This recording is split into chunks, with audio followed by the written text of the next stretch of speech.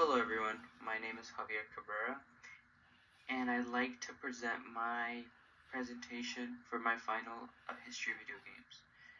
The topic that I have chosen to do my research and presentation on is Sony and their PlayStation line. I decided to choose these topics as ones that were not covered in the course because I feel like Sony and their PlayStation line have left a great impact on the culture of video games, as well as the future guidelines and examples of how companies should be approaching this industry. Their history is very rich as well, with many technological advancements and creations that have forever changed what video games are and what we know them as.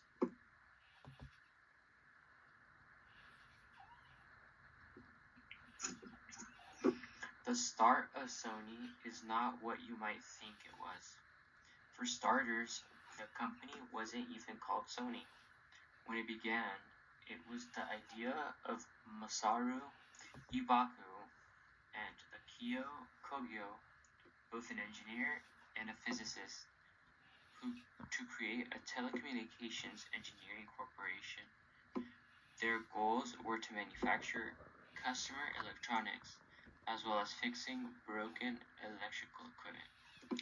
9 years later, they would change their name to what it is known now as Sony. Their journey in this industry would not reach video games for quite some time, as their focus was on other areas of entertainment. They would release the first transistor radio in Japan, the TR-55, which was much smaller than the previous ones created. This product would put them on the map as a big company. Then they would improve television technology with their Triton television set by introducing Triton Tube, which led to brighter and clearer quality viewing, not to mention the more modern designs of the televisions as a whole. The partners would then move on to music technology with the first portable listening music devices, the Walkman, in 1978, which used compact cassettes to play music and have the user listen through lightweight headphones.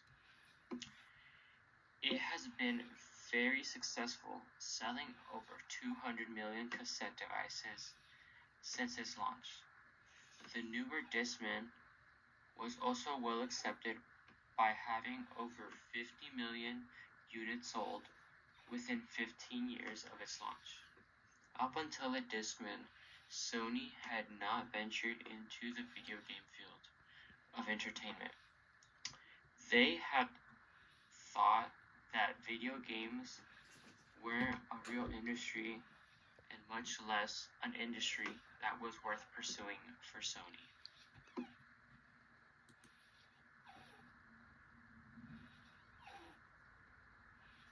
The shift for Sony's direction change would be through the hands of Norio Oga, as he would move from president of Sony since 1982 to become their CEO in 1989.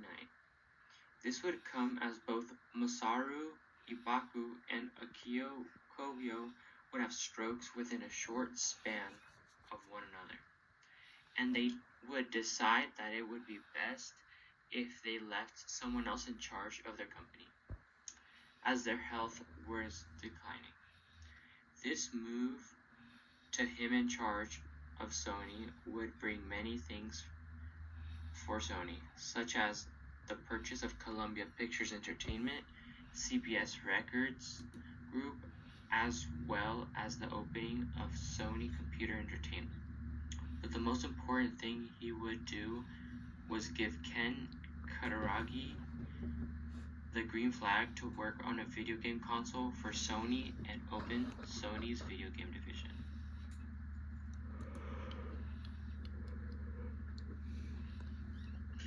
Ken Kutaragi was born in Tokyo in the year of 1950.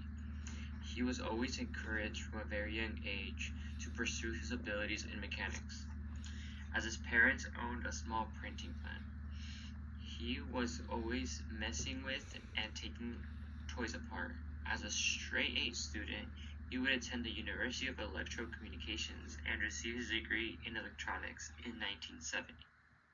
After graduation, Kataragi would begin his work at Sony in their research labs and have successful projects like the LCDs as well as digital cameras. Ken had secretly accepted to work in a project for Nintendo, creating sound chips for their 16-bit system. This would be called the SPC 700. When word got to Sony, they were not happy, but Norio Ogna let him complete the project with Nintendo. Although the people at Sony didn't believe in gaming, Kataragi was able to convince Norio Oga to continue working with Nintendo to come out with a CD-ROM add-on for Nintendo's Super NES. That would come out with the Sony console that would be dual compatible for the Super NES cartridges as well as CD games. This would backfire though, as Nintendo would drop Sony and partner up with Sony's biggest competitor, Philips. This was due to Nintendo not agreeing or liking the agreement terms for this project between Nintendo and Sony. This betrayal would lead to Nori Oga being mad and demanding Ken Kataragi to make a console to get back at them, and this would be the start of their gaming division. This led to the creation of the original PlayStation.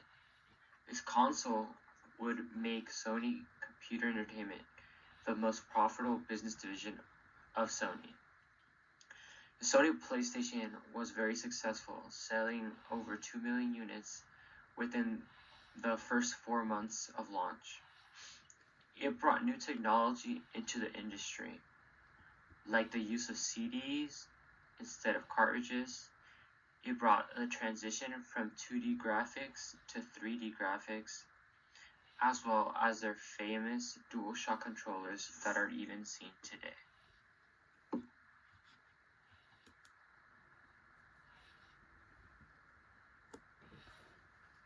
The next generation of the PlayStation would come 5 years after the original PlayStation's launch.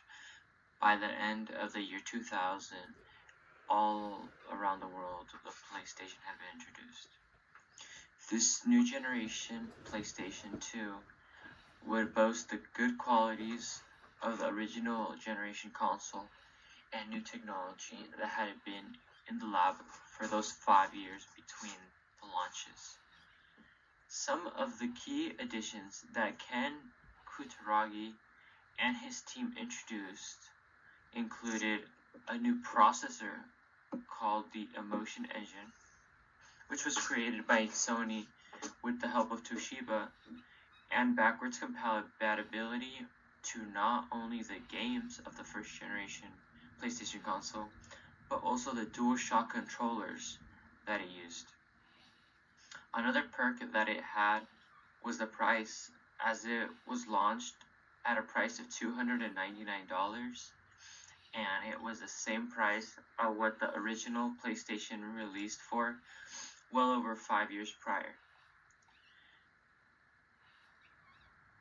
There was so much hype for this new console, just as the previous one, that it had sold an astounding 158 million units.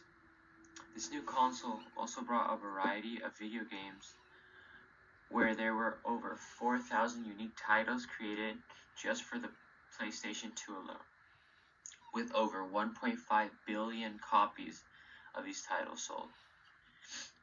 This console would be so popular that they would remain in production until the year 2013, a whopping 12 years after it had been dropped. On the screen, there is gameplay of what the graphics and motions of the PlayStation 2 were like.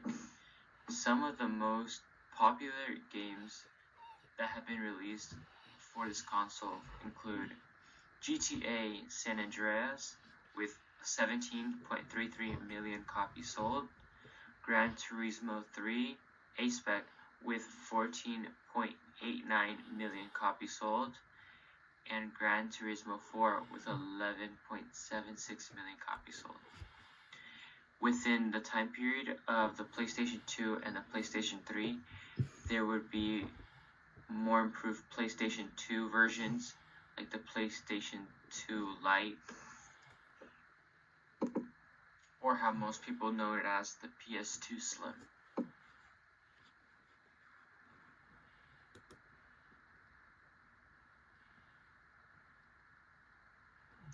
The PlayStation Portable, also known as the PSP, was the next console that would come out after the PlayStation 2 in 2005. They wanted to offer the users of their consoles the full experience of playing on the go and anywhere, just like the Nintendo had done with the Game Boys in the past. This project from the Sony Interactive Entertainment division was successful. Just like the two previous models of the PlayStation, they wanted to give Nintendo a fight for the leaders in the portable gaming industry, as Nintendo had just revamped their Game Boy by creating a new line of consoles called the DS, which was packed with great new features such as a touchscreen and cross-compatibility with games from the Game Boy Advance, which would lead to being able to play older classic popular games without losing them as new generations of the consoles would come out. This advance from Nintendo was what Sony needed to come out with the PSP to not fall behind and lose an edge at the top of the portable video game console market. This new device on the market brought great graphics, which made it a popular option for consumers. It also had features built in, like being able to connect to the internet and other PlayStation devices to make a better and bigger experience for the player. It also had a video playback feature and storage in the form of a universal media discs. Things like this would make the PSP the most powerful portable gaming console of its time. The sales of this console were good as well, with more than 80 million consoles sold in the 10 years that it was in production. The three most sold games for the PSP were GTA Liberty City Stories with 8 million copies sold. Then it was GTA Vice City Stories with 5.03 million copies sold. And lastly, Monster Hunter Portable 3 with just under 5 million copies of their own being sold similarly. In the screen being presented, you can see how the graphics look like on the PSP, as this was cutting edge technology in 2005 when the console was first released. Then, a few years later, the battle of the two giants would continue for the kings of the portable consoles. Nintendo would release the next generation of the DS, which was called the DSi, while Sony would look to update and refresh their own portable device, the PSP, by creating the PSP Go. The PSP Go, or PSP N1000, would be released in the year 2009 around October.